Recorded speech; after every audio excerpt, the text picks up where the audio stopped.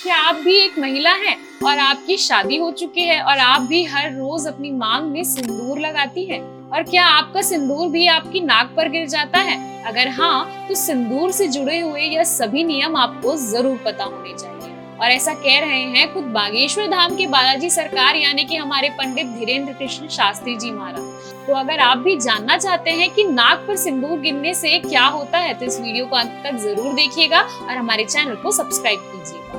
दोस्तों, जब भी हिंदू धर्म की परंपराओं की बात आती है तो विवाह के दौरान जितना महत्व 7 फेरों का, मंगलसूत्र का और गठबंधन का होता है, उतना ही महत्व सिंदूर दान की रस्म का भी होता है। शादी के समय जितने भी जरूरी संस्कारों का पालन किया जाता है और 7 फेरों के 7 वचन निभाए जाते हैं, उन्हीं के साथ जब तक पति पत्नी की मांग में सिंदूर नहीं भरता, तब तक वो विवाह अधूरा माना जाता है। गुरुजी कहते हैं कि शादी के बाद महिलाओं का सिंदूर लगाना अनिवार्य होता है। ये ना केवल उनके पति की उम्र से जुड़ा हुआ होता है, बल्कि पति पत्नी के रिश्ते में आपसी प्यार और समझौते को भी दिखाता है।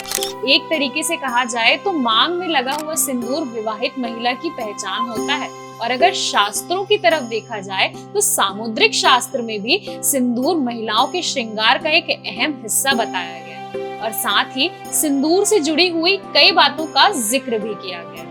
जैसे कि कभी कभी सिंदूर लगाते समय हमारे हाथ से सिंदूर चेहरे पर, नाक पर या पेट पर गिर जाता है, या फिर कभी कभी तो जमीन पर भी गिर जाता है। तो इसके क्या क्या अर्थ होते हैं और क्या शुभ और अशुभ परिणाम होते हैं इसके बारे में बागेश्वर धाम के गुरुजी ने अपने भक्तों को विस्तार से सभी जानकारी दी है। तो दोस्तों, गुरुजी कहते हैं कि अगर आपकी मांग भरते समय सिंदूर आपकी नाक पर गिर जाता है तो ये एक शुभ संकेत होता है। इसका अर्थ होता है कि आपके पति आपसे बेहद प्रेम करते हैं और आपके पति के मान सम्मान में वृद्धि होने वाली है।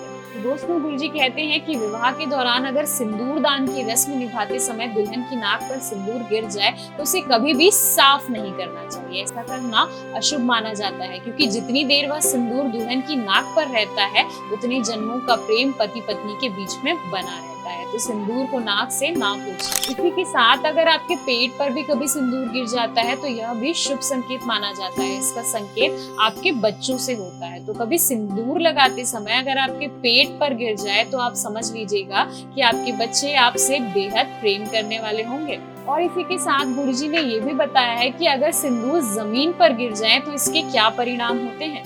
गुरुजी कहते हैं कि अगर आपकी मांग भरते समय आपका सिंदूर जमीन पर गिर जाता है या फिर सिंदूर दानी आपके हाथों से छूट जाती है तो यह एक अशुभ परिणाम माना जाता है। इसीलिए महिलाओं को हमेशा या तो बैठकर या फिर जमीन में सिंदूर को रखकर ही अपनी मांग सिंदूर में लगानी चाहिए।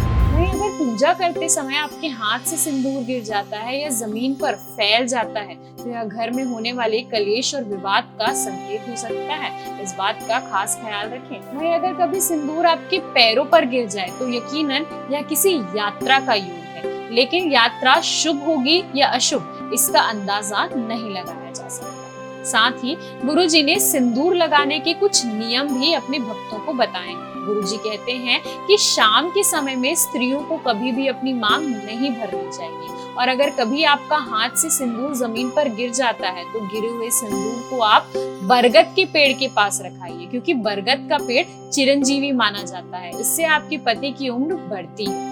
तो दोस्तों, ये थे सिंदूर से जुड़े हुए वो जरूरी उपाय जो गुरुजी ने अपने भक्तों को बताए हैं। उम्मीद करते हैं कि आपको आज की ये वीडियो पसंद आई होगी। अगर वीडियो पसंद आई हो तो वीडियो लाइक कीजिएगा और इस वीडियो की जानकारी सभी लोगों को जरूर शेयर कीजिएगा। दोस्तों, इस वीडियो में दी गई सारी जानकारी हमने इंटरनेट के माध्यम से ली है। इसमें हमारा कोई भी हस्तक्षेप नहीं है। इस वीडियो का मकसद केवल आप सभी को पूरी जानकारी देना है, न कि किसी की भी धार्मिक भावनाओं को ठेस पहुंचाना। वीडियो को अंत तक देखने के लिए आप सभी का धन्यवाद। तो मिलते हैं अगले वीडियो।